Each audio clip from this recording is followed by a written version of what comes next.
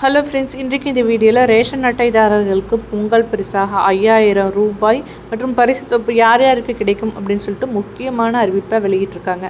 அதை பற்றி இந்த வீடியோவில் பார்க்கலாம். தேர்தல் திருவிழா களைகட்ட துவங்கியுள்ள நிலையில் பொங்கல் பரிசு தொகுப்பு குறித்த எதிர்பார்ப்பும் அதிகரித்துள்ளது. இம்முறை பொங்கல் பரிசு தொகுப்பில் நிச்சயம் ரொக்க பரிசும் சேர்க்கப்படும் என்கிற எதிர்பார்ப்பு பொதுமக்களிடையே எழுந்துள்ளது. தமிழ்நாடு அரசு பொங்கல் பண்டிகையை முன்னிட்டு ரேஷன் அட்டைதாரர்களுக்கு பொங்கல் பரிசு தொகுப்பை வழங்குகிறது. பொதுவாக பச்சரிசி, சர்க்கரை, முழுக்கரும்பு போன்ற பொருட்கள் இதில் அடங்கும். 2026 முக்கிய மாற்றம்.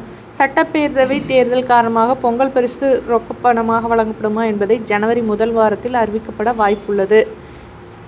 ரேஷன் அட்டைகளில் முன்னுரிமை அட்டை அந்தியோதயா, அன்ன யோஜனா அரிசி மற்றும் முன்னுரிமையற்ற அட்டை அரிசி, முன்னுரிமையற்ற அட்டை சர்க்கரை, பொருளில்லா அட்டை என கார்டுகள் இருக்கிறது. இதில் பரிசினை பெற என்னென்ன வழிமுறைகள்னா, பயனாளிகள் டோக்கன் பெற்றிருக்க வேண்டும்.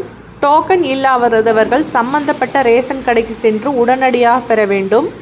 டோக்கன் இருந்தால் மட்டும்தான் பரிசு வழங்கப்படும்.